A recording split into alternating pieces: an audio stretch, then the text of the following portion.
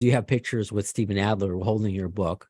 Are you Yeah. still talk to him? Still friendly with him? I haven't seen him in a while, but yeah, I love talking to Steven.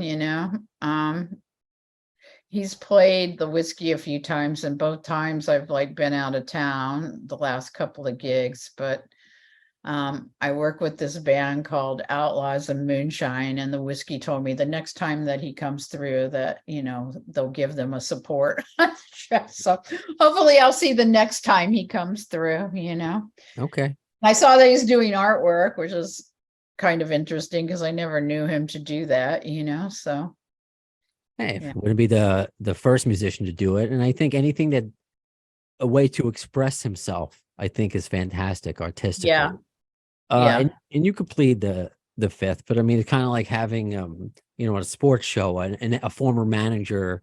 What would you do if you were in the band today? I mean, how do you feel? I guess by Steven not being involved, but he's playing. It's not like he's still Well, struggling to. I kind of feel like, every time you take a band member out of the band, you lose a piece of the magic. I mean, like Matt Sorum's a great drummer, and he's just not. Steven's a very stylistic drummer, and I think he added something that Matt didn't add. Matt's more like a powerhouse drummer, and Steven's like a stylistic drummer. And I don't know. I miss Steven. As somebody who, this reunion of sorts. I mean, this was my first time being able to see Axl and Slash on stage together. I mean, Duff, of course, but I never got to see the magic that you saw. And just knowing that They'll never people be are, that. They'll never be that again. I mean, they're a lot older, first of all. I mean, Axl used to do that thing where, you know, he'd go down on his knees and back and forth on his knees and stuff. I mean, physically, I'm just sure he couldn't do that now. well, But I understand that, but just to have like yeah. knowing that they're all alive, I guess, Yeah, for that's pretty incredible in itself, isn't it? it, it really is. It really Of is. I course, was thinking, I would have bet against Keith Richards being as old as he is now, but you right. know, I See, guess those blood transfusions are working. and that lends itself to another question. Where's Izzy? I mean, nobody knows. I mean, we talked about the other members. This is from Rafael Tavares. Any idea where Izzy is? Yeah, I think he's in Ojai is where I think he is, but Okay. I don't have any proof of that, but that's what I've heard. And there have been rumors that he's going to put out a Juju Hounds or new record because there was a studio that He posted that, should, I right? mean, okay, I'm probably going to get some shit for this, but in my mind, Izzy's the best writer of the band. So When I've had Alan Niven on, he said the same thing. yeah. He calls Izzy the soul of the heart of something like that. One of the Alanisms that he comes up with. But he's a huge Izzy guy. But that actually lends me to make a transition here. I don't know if you were aware, I was working on a book, Doug Goldstein's book.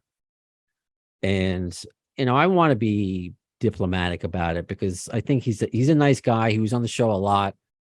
I guess to summarize a little bit, he kind of bailed when there was like from the publisher, when there was pushback that I was not an author, even though just like you, I wanted editors, anyone who wants to help. But Doug came to me to write this book.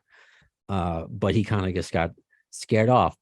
But I think enough time has passed for me to read an excerpt that he wrote about you, and this is all nice. So this is nothing. It's not gonna hurt. It's not gonna hurt anybody. Okay, let's hear it. Where is it, I mean, Vicky? I didn't really know him very well, so it'll be interesting. Oh, so and this is like harmless, so I don't even mind reading Okay. on this. The never to be published Doug Goldstein autobiography. Alan wasn't Guns N' Roses' first manager. I get a real problem with poor Vicky Hamilton getting fucked the way that she did. Tom Zutaut from Geffen said, "Look, you have to get a different manager than Vicky, or I'm not signing." He thought that she didn't have any experience, that she was LA based only, and couldn't take it to the next level. And so they interviewed everybody. That sounds accurate. What Doug was said. Yeah. Yeah, I mean, So he gives you credit, which you deserve. And everyone says that. Everyone who knows your story knows you deserve all the credit in the world. and you probably know that Tom is selling cars in Georgia now. I do. So I own my own record company. I'm doing my own management company. I've kind of stayed in the game, you know. I don't know why Tom 35 years, 40 years later, still has a bone for me. It's like he's the one that got all the credit from it at Geffen. So why? I don't know. It just seems weird. Well, that's why I I mean, there are things I can say, but I just don't want to say it because I just don't want to get into it. But I understood. And it was more mainly Yeah. being like, here's somebody, Doug, who's in the trenches and knows it. I mean, this is somebody post who could have been like, oh yeah, I took it to all these heights, Guns N' Roses. They were all me, me, me. No, he took time, albeit and not enough. It was only a paragraph to be like, Vicky got screwed over. She got fucked over.